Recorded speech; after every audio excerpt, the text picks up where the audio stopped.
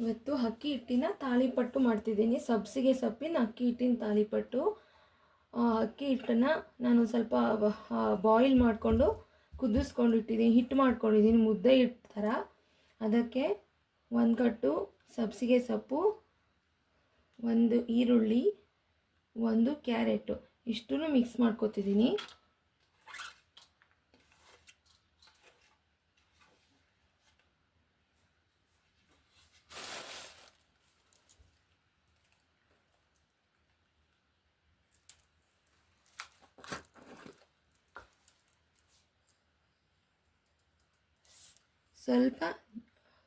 ಸ್ವಲ್ಪ ಜೀರಿಗೆ, ಎಲ್ಲದನ್ನು ಕಲಿಸ್ಕೋಬೇಕು. ಇವಾಗ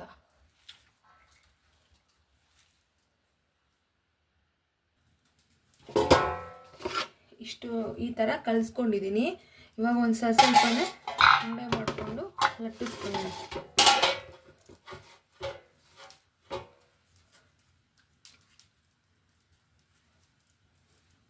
ಇದಕ್ಕೆ ಸ್ವಲ್ಪ ಈ ಪೆಪ್ಪರ್ಗೆ ಸ್ವಲ್ಪ ಎಣ್ಣೆ ಹಚ್ಕೋತೀನಿ.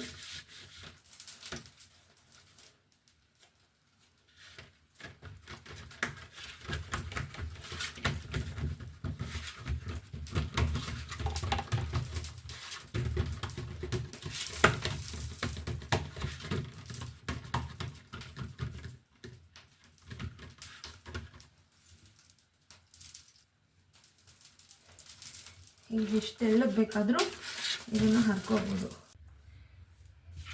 ಕಾಗಿದೆ, ಬನ್ನಿ ಹಾಕ್ಕೊಳ್ಳೋಣ. 2 ನಿಮಿಷ ಬೇಯಬೇಕು.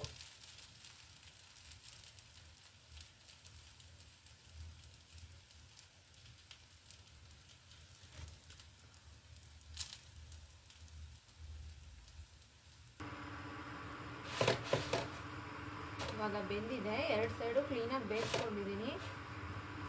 ಇವಾಗ ಬಿಸಿ ಬಿಸಿ ಅಕ್ಕಿ ಹಿಟ್ಟಿನ ತಾಳಿಪಟ್ಟು ರೆಡಿಯಾಗಿದೆ.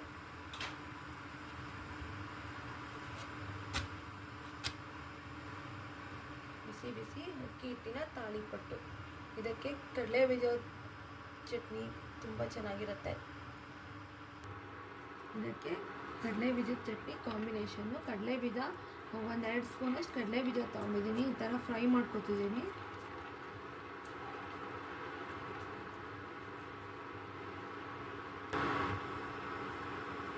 ಒಂದು 5 ಒಣಮೆಣಸಿನ್ಕಾಯಿ ತೊಗೊತಿದ್ದೀನಿ. 2 ಚೆನ್ನಾಗಿ ಫ್ರೈ ಮಾಡ್ಕೊಳ್ಳೋಣ.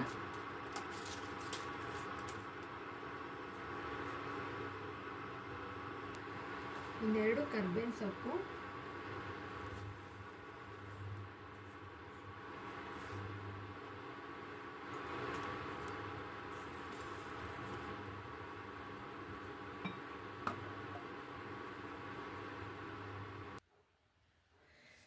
ಇವಾಗ ರೊಟ್ಟಿ ಕಾಂಬಿನೇಷನ್ ಆಗಿ ಕಡಲೆ ಬೀಜ ಚಟ್ನಿ ಮಾಡ್ಕೊಳ್ಳೋಣ. ಒಂಚೂರು ಹುಣಸೆಹಣ್ಣು, ಕಡಲೆ ಬೀಜ, ಒಣಮೆಣಸಿನ್ಕಾಯಿ, ಕರಿಬೇವು ಇಷ್ಟನ್ನು ಹುರ್ಕೊಂಡಿದ್ದೀನಿ.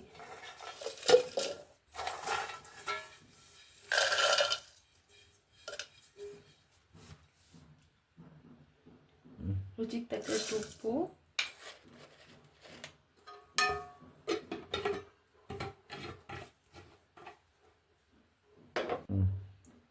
ಕಾಯಿ ತುರಿ,